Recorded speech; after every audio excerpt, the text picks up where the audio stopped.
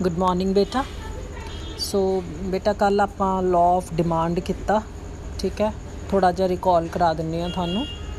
Law of demand दे विच पहलां तुसीं meaning लिखोगे, then definition, फिर इहदा जिहड़ा फंक्शन है डिमांड फंक्शन, ते सारिਆਂ ਨੂੰ ਤੁਸੀਂ ਐਬਰੀਵੇਸ਼ਨਸ ने ਜਿਹੜੀਆਂ ਉਹਨਾਂ ਨੂੰ पूरा लिखोगे। Then assumptions, explanation of law of demand ਦੇ ਵਿੱਚ ਤੁਹਾਡੇ ਕੋਲ एक्सप्लेनेशन ਨੂੰ ਤੁਸੀਂ ਦੋ ਪਾਰट्स ਦੇ ਵਿੱਚ ਸਪਲਿਟ ਕਰਨਾ है, demand schedule and demand curve. Further demand schedule two parts ਦੇ ਵਿੱਚ ਹੋਊਗੀ, individual demand schedule and market demand schedule. Similarly demand curve individual demand curve ਤੇ मार्केट डिमांड कर्व ਦੇ ਵਿੱਚ ਸਪਲਿਟ ਹੋਊਗੀ, ठीक है। सो ਹੁਣ तक ਤੁਹਾਨੂੰ ਸਭ ਨੂੰ ਆਈਡੀਆ ਲੱਗ ਗਿਆ ਹੋਣਾ ਕਿ ਜਿਹੜੀ डिमांड कर्व है वो डाउनवर्ड स्लोपिंग जाती है फ्रॉम लैफ्ट टू राइट, ठीक है। सो नैक्सट अपने को बनता है क्वेश्चन ये ही, why does demand curve slopes downward from left to right. जदों भी कोई चीज़ डाउनवर्ड स्लोपिंग होगी तो ਉਹਦੇ ਵਿੱਚ जो भी तुसी OX ਤੇ OY एक्सिस ਤੇ जो भी ਲਓਗੇ, चाहे वो प्राइस ਤੇ क्वांटिटी लै लो, चाहे प्रोडक्शन ਦੇ ਨਾਲ ਤੁਸੀਂ प्रोडक्शन ਦੇ ਨਾਲ ਤੁਸੀਂ ਜਿਹੜਾ ਹੈ ਆਪਣੇ factors of production, labour capital ਉਹਨਾਂ ਨੂੰ ਲੈ ਲਓ, चाहे ਤੁਸੀਂ ਰੈਵਨਿਊ ਨੂੰ ਲੈ ਲਓ, चाहे ਤੁਸੀਂ ਕੋਸਟ ਨੂੰ ਲੈ ਲਓ, ठीक है। जो भी ਤੁਸੀਂ OX ਤੇ OY ਦੇ ਨਾਲ ਵੇਰੀਏਬਲਸ ਲਓਗੇ ਉਹਨਾਂ ਦਾ ਆਪਸ ਦੇ ਵਿੱਚ ਰਿਲੇਸ਼ਨਸ਼ਿਪ ਹੈ ਨਾ ਜਿਹੜਾ ਉਹ ਇਨਵਰਸ ਰਿਲੇਸ਼ਨਸ਼ਿਪ ਹੋਊਗਾ, ਤਾਂ ਹੀ ਡਾਊਨਵਰਡ ਸਲੋਪਿੰਗ ਆਊਗੀ। ਜਦੋਂ ਤੁਸੀਂ ਸਪਲਾਈ ਕਰਵ ਬਾਰੇ ਪੜ੍ਹੋਗੇ, ਸਪਲਾਈ ਅਤੇ ਪ੍ਰਾਈਸ ਦਾ ਕੀ ਹੁੰਦਾ ਹੈ डायरैक्ट रिलेशनशिप, उत्थे अपवर्ड स्लोपिंग कर्व बनूगी, ठीक है। सो 5 रीजन ने बेसिकली अपने को कि जिहड़े रीप्रजेंट करते हैं कि डिमांड कर्व है जिहड़ी वो डाउनवर्ड स्लोपिंग हुंदी है। सो बेटा फस्ट पॉइंट है जिहड़ा वो है law of diminishing marginal utility.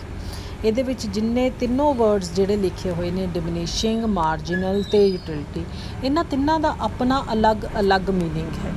ਪਹਿਲਾਂ ਆਪਾਂ ਯੂਟਿਲਿਟੀ ਤੋਂ ਸਟਾਰਟ ਕਰਨਾ ਹੈ ਪਿੱਛੋਂ ਤੋਂ। ਯੂਟਿਲਿਟੀ ਹੁੰਦਾ ਹੈ ਕਿਸੇ ਵੀ ਚੀਜ਼ ਦੀ ਇੰਪੋਰਟੈਂਸ। ਮੈਂ ਕੋਈ ਚੀਜ਼ ਕਿਉਂ ਕੰਜ਼ਿਊਮ ਕਰਦੀ ਹਾਂ, ਬਿਕੋਜ਼ ਉਸ ਚੀਜ਼ ਦੀ ਮੈਨੂੰ ਇੰਪੋਰਟੈਂਸ ਹੈ, ਉਹਦੀ ਮੈਨੂੰ ਯੂਟਿਲਿਟੀ ਹੈ, ਰਾਈਟ। ਮਾਰਜਨਲ ਵਰਡ ਹੈ ਜਿਹੜਾ ਉਹ ਚੇਂਜ ਨੂੰ ਰੀਪ੍ਰਜੈਂਟ ਕਰਦਾ ਹੈ कि अगर मैं कोई चीज़ कंज्यूम करदी हाँ या प्रोड्यूस करदी हाँ तो उहदे नाल मेरी प्रीवियस कंजम्पशन तो कितनी चेंज आ रही है।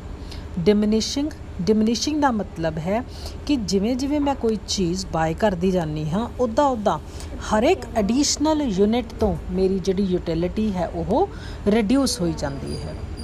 हुण जिवें देखो, जदों तुहानूं भुख लगदी है तो सब तो पहलां तुसीं एक सोचते हो कि मैं जिहड़ी पहली रोटी खाने हो या पहली यूनिट किसी भी चीज़ की खाने हो तो उहदे तो तुहानूं की हुंदी है, ज़्यादा यूटिलिटी मिलती है। जो तुसी उहदी सैकेंड यूनिट कंज्यूम करते हो फिर उस तो थोड़ी जी घट मिलती है, थर्ड ते उस तो घट, फोर्थ ते उस तो घट, पंजवीं यूनिट के उत्ते आके तुसी कह दिंदे हो कि बस हुण नहीं मैं खाना। अगर ज़बरदस्ती तुहानूं कोई खिला दिंदा है तो तुहानूं की लगता है कि मैनूं बिल्कुल ही कोई मज़ा नहीं आया, ठीक है जी। उस तो बाद 6वीं यूनिट भी थानू ज़बरदस्ती खिलाई जाती है तो what you will do, you will vomit out, ठीक है। तो हुंदा है law of diminishing marginal utility का मतलब है वो फिनोमिना जिहदे विच जिवें जिवें तुसी एक गुड नू कंज्यूम करते रह जाने हो उदा एडिशनल यूनिट दी कंजम्पशन तो थोड़ी यूटिलिटी की हुंदी है, रिड्यूस हुंदी है, राइट। सो एक कंज्यूमर है जिहड़ा वो एडिशनल यूनिट्स कदों बाय करूगा, कदों जदों उन्हों हर एक एडिशनल यूनिट ते जिहड़ी भी उन्हें पहला वाली यूनिट खरीदी सी उस तो अगली यूनिट के उत्ते उन्होंने घट पैसे देने पैणगे। मतलब आपां कहने आ ना कि बई आ चीज़ किन्ने पर केजी है, थानू रेट दस्सिया जांदा 100 पर केजी, तुसीं कहने मैं 5 केजी लै लूँ, हुण दसो रेट कितना लाना है, ठीक है ना। तो आप एडिशनल यूनिट कदों बाय करना चाहुंदे आ, जदों सानू प्रीवियस नालों घट प्राइस देना पवे। सो एक कंज्यूमर है वो अपनी परचेज़ कित्थे आके ख़त्म कर दूगा, where marginal utility of the commodity is equal to the price paid for it. तो हुण मार्जिनल यूटिलिटी का लॉ अप्लाई हुंदा, इस करके डिमांड कर्व की हुंदी है थोड़ी डाउनवर्ड स्लोपिंग हुंदी है, राइट। सैकेंड पॉइंट है बेटा इनकम इफैक्ट। इनकम देखो ये बेटा तुहाडे कोल दो कॉन्सैप्ट ने, एक हुंदी है राजे मनी इनकम, एक हुंदी है real income. Money income in the farm of rupees, ਠੀਕ ਹੈ, ਪੈਸਿਆਂ 'ਚ। ਮੰਨ ਲਓ ਮੈਂ ਕਿਤੇ ਕੰਮ ਕੀਤਾ, ਮੈਨੂੰ ਜੋ ਪੈਸੇ ਮਿਲੇ ਉਹ ਮੇਰੀ ਮਨੀ ਇਨਕਮ ਹੋਊਗੀ, ਠੀਕ।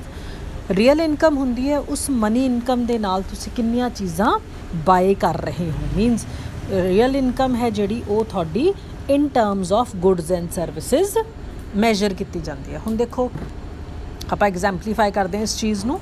ਮੰਨ ਲਓ ਮੇਰੇ ਕੋਲ 10,000 ਰੁਪਇਆ ਹੈ ਅਤੇ ਇਹ ਪਰਸਨ ਹੈ ਉਹਦੇ ਕੋਲ ਵੀ 10,000 ਰੁਪਇਆ ਹੈ, ਤਾਂ ਸਾਡੇ ਦੋਨਾਂ ਦੀ ਮਨੀ ਇਨਕਮ ਤਾਂ ਸੇਮ ਹੋ ਗਈ, ਠੀਕ ਹੈ ਨਾ। ਹੁਣ ਜਦੋਂ ਮੈਂ 10,000 ਲੈ ਕੇ ਮਾਰਕੀਟ ਦੇ ਵਿੱਚ ਜਾਂਦੀ ਹਾਂ, ਠੀਕ ਹੈ, ਮੈਂ ਇਹੋ ਜਿਹੀ ਚੀਜ਼ ਖਰੀਦਦੀ ਹਾਂ ਜਿਹੜੀ 1000 ਦੀ ਪਰ ਯੂਨਿਟ ਹੈ, ਤਾਂ ਮੈਂ ਕਿੰਨੀਆਂ ਚੀਜ਼ਾਂ ਬਾਏ ਕਰ ਸਕੂੰਗੀ, ਉਹਦੀਆਂ 10 ਯੂਨਿਟਸ ਖਰੀਦ ਸਕੂੰਗੀ। 1000 × 10 10,000 ਰੁਪਇਆ ਖਰਚ ਹੋ ਗਿਆ ਮੇਰਾ। ਜਿਹੜਾ ਮੇਰੇ ਨਾਲ ਦੂਸਰਾ ਬੰਦਾ ਇਹ ਗਿਆ ਹੈ ਉਹ 2000 ਪਰ ਯੂਨਿਟ ਵਾਲੀ ਚੀਜ਼ ਖਰੀਦਦਾ ਹੈ, ਉਹ 2000 ਦੇ ਨਾਲ ਕਿੰਨੀਆਂ ਚੀਜ਼ਾਂ ਖਰੀਦੂਗਾ, 5 ਚੀਜ਼ਾਂ ਖਰੀਦੂਗਾ। ਹੁਣ ਇੱਥੇ ਕੀ ਹੋਇਆ, ਮਨੀ ਇਨਕਮ ਤਾਂ ਦੋਨਾਂ ਦੀ ਸੇਮ ਹੈ, ਤਾਂ ਰੀਅਲ ਇਨਕਮ ਕੀ ਹੈ, ਮੇਰੀ 10 ਗੁੱਡਸ ਹੈ ਅਤੇ ਉਸਦੀ 5 ਗੁੱਡਸ ਹੈ। ਇਟ ਮੀਨਸ ਰੀਅਲ ਇਨਕਮ ਦੇ ਉੱਤੇ ਕਿਹਦਾ ਇਫੈਕਟ ਪਿਆ ਹੈ ਬੇਟਾ, ਪ੍ਰਾਈਸ ਦਾ। ਮੈਂ 1000 ਰੁਪਏ ਵਾਲੀ ਚੀਜ਼ ਖਰੀਦੀ, ਉਸਨੇ 2000 ਵਾਲੀ ਚੀਜ਼ ਖਰੀਦੀ ਹੈ। ਐਗਜ਼ੈਂਪਲੀਫਾਈ ਕੀਤਾ ਉਹਨਾਂ ਨੇ ਬੇਟਾ ਇੱਥੇ, ਕਹਿੰਦੇ ਸਪੋਜ਼ ਤੁਹਾਡੀ ਇਨਕਮ ਹੈ ਜਿਹੜੀ ਉਹ 300 ਰੁਪੀਜ਼ ਪਰ ਡੇ ਹੈ, ਅਤੇ ਤੁਸੀਂ ਉਸ ਦੇ ਨਾਲ 50 ਰੁਪਏ ਪਰ ਕੇਜੀ ਦੇ ਨਾਲ ਐਪਲ ਖਰੀਦਣਾ ਚਾਹੁੰਦੇ ਹੋ। ਇਟ ਮੀਨਸ ਤੁਸੀਂ 300 ਰੁਪਏ ਦੇ ਨਾਲ 6 ਕਿਲੋ ਐਪਲਸ ਖਰੀਦ ਸਕਦੇ ਹੋ। ਹੁਣ ਇਨ ਕੇਸ ਐਪਲਸ ਦਾ ਜਿਹੜਾ ਪ੍ਰਾਈਸ ਹੈ ਉਹ ਘਟ ਕੇ 40 ਪਰ ਕੇਜੀ ਹੋ ਜਾਂਦਾ ਹੈ। ਹੁਣ ਕੀ ਹੋਊਗਾ, ਜੇ ਤੁਸੀਂ 6 ਕਿਲੋ ਹੀ ਐਪਲ ਖਰੀਦਣੇ ਨੇ 240 ਰੁਪੀਜ਼ ਲੱਗਣਗੇ ਨਾ, ਤਾਂ 240 ਤੋਂ ਬਾਅਦ ਤੁਹਾਡੇ ਕੋਲ 60 ਰੁਪੀਜ਼ ਕੀ ਹੋ ਜਾਣਗੇ, ਬਚ ਜਾਣਗੇ ਨਾ। So it means money income ਤਾਂ ਉਨੀ ਹੋਈ ਹੈ, ਤਾਂ ਤੁਹਾਡੇ ਕੋਲ 300 ਰੁਪਏ ਹੀ, ਪਰ ਤੁਹਾਡੀ real income in terms of Apple increase ਹੋ ਗਈ ਹੈ। ਹੁਣ ਤੁਸੀਂ ਇਸ ਇਨਕਰੀਜ਼ਡ ਰੀਅਲ ਇਨਕਮ ਨੂੰ, ਜਿਹੜੇ 60 ਰੁਪਏ ਬਚੇ ਨੇ, ਜਾਂ ਤਾਂ ਇਹਦੇ ਨਾਲ ਤੁਸੀਂ ਮੋਰ ਆਫ ਐਪਲਸ ਖਰੀਦ ਸਕਦੇ ਹੋ, ਜਾਂ ਤੁਸੀਂ ਇਹਦੇ ਨਾਲ ਕੋਈ ਹੋਰ ਚੀਜ਼ ਬਾਏ ਕਰ ਸਕਦੇ ਹੋ। ਤਾਂ ਇੱਥੇ ਆਪਣੇ ਕੋਲ ਕੀ ਆਇਆ, fall in price of commodity, it causes increase in real income and so extension of demand. Price 'ਚ ਫਾਲ ਆਇਆ, ਇਨਕਮ ਇਨਕਰੀਜ਼ ਹੋਈ, ਡਿਮਾਂਡ ਇਨਕਰੀਜ਼ ਹੋ ਗਈ, ਐਕਸਟੈਂਡ ਹੋ ਗਈ। ਔਨ ਦੀ ਕੰਟਰੇਰੀ, ਜੇ ਇੱਥੇ ਹੀ ਪ੍ਰਾਈਸ ਆਫ ਐਪਲਸ ਵੱਧ ਜਾਂਦਾ, ਤੁਹਾਡੀ ਰੀਅਲ ਇਨਕਮ ਘੱਟ ਜਾਂਦੀ ਅਤੇ ਡਿਮਾਂਡ ਵੀ ਘੱਟ ਜਾਣੀ ਸੀ। ਨੈਕਸਟ ਹੈ ਬੇਟਾ ਸਬਸਟੀਟਿਊਸ਼ਨ ਇਫੈਕਟ। ਸਬਸਟੀਟਿਊਟ ਆਪਾਂ ਕੱਲ੍ਹ ਵੀ ਕੀਤੇ ਸੀ, ਹੈ ਨਾ। ਸਬਸਟੀਟਿਊਟ ਉਹ ਗੁਡਸ ਜਿਹੜੀਆਂ ਇੱਕ ਦੂਸਰੇ ਦੀ ਜਗ੍ਹਾ ਦੇ ਉੱਤੇ ਵਰਤੀਆਂ ਜਾ ਸਕਦੀਆਂ, like tea and coffee, they are substitutes of each other ਨਾ। ਸੋ ਜੇ ਟੀ ਦਾ ਪ੍ਰਾਈਸ ਫਾਲ ਡਾਊਨ ਕਰਦਾ ਹੈ ਤਾਂ ਕੰਜ਼ਿਊਮਰ ਹੈ ਜਿਹੜਾ ਉਹ ਟੀ ਦੀ ਜਗ੍ਹਾ ਦੇ ਉੱਤੇ ਕੌਫੀ ਨੂੰ ਖਰੀਦ ਸਕਦਾ ਹੈ, ਚਾਹੇ ਕੌਫੀ ਦੇ ਪ੍ਰਾਈਸ ਦੇ ਵਿੱਚ ਕੋਈ ਵੀ ਚੇਂਜ ਨਾ ਹੋਈ ਹੋਵੇ। ਸੋ ਟੀ ਦੀ ਡਿਮਾਂਡ ਕਿਵੇਂ ਇਨਕਰੀਜ਼ ਹੋਈ, due to its becoming less expensive. ਕਿਉਂ, ਕਿਉਂਕਿ ਇਹਦੇ ਪ੍ਰਾਈਸ ਦੇ ਵਿੱਚ ਕੀ ਆਈ ਹੈ, ਫਾਲ ਆਈ ਹੈ। ਕੰਟਰੇਰੀ ਟੂ ਇਟ ਇਸ ਦੇ ਉਲਟ, ਜੇ ਟੀ ਦਾ ਪ੍ਰਾਈਸ ਇਨਕਰੀਜ਼ ਹੋ ਜਾਂਦਾ ਹੈ ਤਾਂ ਕੰਜ਼ਿਊਮਰ ਹੁਣ ਕੀ ਕਰੂਗਾ, ਕੌਫੀ ਨੂੰ ਜਿਹੜਾ ਹੈ ਉਹ ਪ੍ਰੈਫਰ ਕਰੂਗਾ, ਕਿਉਂਕਿ ਹੁਣ ਕੌਫੀ ਟੀ ਦੇ ਨਾਲੋਂ ਘੱਟ ਮਹਿੰਗੀ ਹੈ। Consequently demand for tea contracts. So maximum satisfaction ਲੈਣ ਲਈ ਇੱਕ ਕੰਜ਼ਿਊਮਰ ਹੈ ਜਿਹੜਾ ਉਹ ਮੋਰ ਯੂਨਿਟ ਆਫ ਉਸ ਕਮੋਡਿਟੀ ਦੀਆਂ ਖਰੀਦੂਗਾ ਜਿਹਦੇ ਸਬਸਟੀਟਿਊਟ ਦੇ ਪ੍ਰਾਈਸ ਦੇ ਵਿੱਚ ਚੇਂਜ ਆਉਂਦੀ ਹੈ। ਇਨ ਅਦਰ ਵਰਡਸ, ਕੰਜ਼ਿਊਮਰ ਕੀ ਕਰਦਾ ਹੈ, ਸਸਤੀ ਚੀਜ਼ ਨੂੰ ਮਹਿੰਗੀ ਚੀਜ਼ ਦੇ ਬਦਲੇ ਸਬਸਟੀਟਿਊਟ ਕਰਦਾ ਹੈ, ਰਾਈਟ। ਨੈਕਸਟ ਹੈ ਬੇਟਾ ਸਾਈਜ਼ ਆਫ ਕੰਜ਼ਿਊਮਰ ਗਰੁੱਪ। ਜਦੋਂ ਕਿਸੇ ਕਮੋਡਿਟੀ ਦਾ ਪ੍ਰਾਈਸ ਫਾਲ ਕਰਦਾ ਹੈ ਤਾਂ ਜਿਹੜੇ ਕੰਜ਼ਿਊਮਰ ਪਹਿਲਾਂ ਉਸ ਚੀਜ਼ ਨੂੰ ਨਹੀਂ ਸੀ ਖਰੀਦ ਸਕਦੇ, ਹੁਣ ਉਹ ਵੀ ਮਾਰਕੀਟ 'ਚ ਆ ਜਾਣਗੇ ਨਾ। ਹੁਣ ਜਿਵੇਂ ਆਪਾਂ ਐਗਜ਼ਾਮਪਲ ਲਈ ਸੀ, ਉੱਪਰ ਲਈ ਸੀ, ਮੰਨ ਲਓ ਹੁਣ ਇੱਥੇ ਚਲੋ ਉਹਨਾਂ ਨੇ ਪੀਸ ਦੀ ਲਈ ਆ, ਮਟਰ ਦੀ ਐਗਜ਼ਾਮਪਲ। ਕਹਿੰਦੇ ਜਦੋਂ ਮਟਰ ਦਾ ਪ੍ਰਾਈਸ 40 ਰੁਪਏ ਕਿਲੋ ਸੀ ਤਾਂ ਬਹੁਤ ਥੋੜ੍ਹੇ ਜਿਹੇ ਲੋਕ ਉਹਨੂੰ ਖਰੀਦਦੇ ਸੀ। ਜਿਵੇਂ ਹੀ ਮਟਰ ਪ੍ਰਾਈਸ 20 ਪਰ ਕੇਜੀ ਹੋ ਗਿਆ ਤਾਂ ਹੋਰ ਕੰਜ਼ਿਊਮਰਸ ਆ ਗਏ ਨਾ ਉੱਥੇ, ਤਾਂ ਇਹਦਾ ਮਤਲਬ ਜਿਹੜੀ ਡਿਮਾਂਡ ਹੈ ਮਟਰਾਂ ਦੀ ਉਹ ਇਨਕਰੀਜ਼ ਹੋ ਗਈ। ਔਨ ਦੀ ਕੰਟਰਰੀ ਉਲਟਾ ਹੋਊਗਾ, ਜੇ ਪ੍ਰਾਈਸ ਵੱਧ ਜੂਗਾ ਤਾਂ ਜਿਹੜੇ ਪਹਿਲਾਂ ਵਾਲੇ ਕੰਜ਼ਿਊਮਰ ਨੇ ਉਹ ਵੀ ਮਾਰਕੀਟ ਵਿੱਚੋਂ ਵਿਦਡਰਾ ਕਰ ਲੈਣਗੇ। ਸੋ ਇਹਦਾ ਮਤਲਬ ਜਦੋਂ ਓਨ ਪ੍ਰਾਈਸ ਆਫ ਕੋਮੋਡਿਟੀ ਦੇ ਵਿੱਚ ਚੇਂਜ ਆਉਂਦੀ ਹੈ ਤਾਂ ਸਾਈਜ਼ ਆਫ ਕੰਜ਼ਿਊਮਰ ਗੁੱਡ ਦੇ ਵਿੱਚ ਵੀ ਚੇਂਜ ਆਉਂਦੀ ਹੈ। ਦੇਖੋ ਇਹਦੇ 'ਚ ਕੀ ਹੋਇਆ, ਪ੍ਰਾਈਸ ਫਾਲ, ਕੰਜ਼ਿਊਮਰ ਗਰੁੱਪ ਵੱਡਾ ਹੋ ਜਾਊਗਾ, ਪ੍ਰਾਈਸ ਰਾਈਜ਼ਸ, ਕੰਜ਼ਿਊਮਰ ਗੁੱਡ ਜਿਹੜਾ ਹੈ ਉਹ ਫਾਲ ਕਰ ਜਾਊਗਾ। ਸੋ ਇੱਥੇ ਵੀ ਆਪਣੇ ਕੋਲ ਕੀ ਆਇਆ, ਇਨਵਰਸ ਰਿਲੇਸ਼ਨਸ਼ਿਪ। ਨੈਕਸਟ ਹੈ ਬੇਟਾ ਡਿਫਰੈਂਟ ਯੂਜ਼ਸ।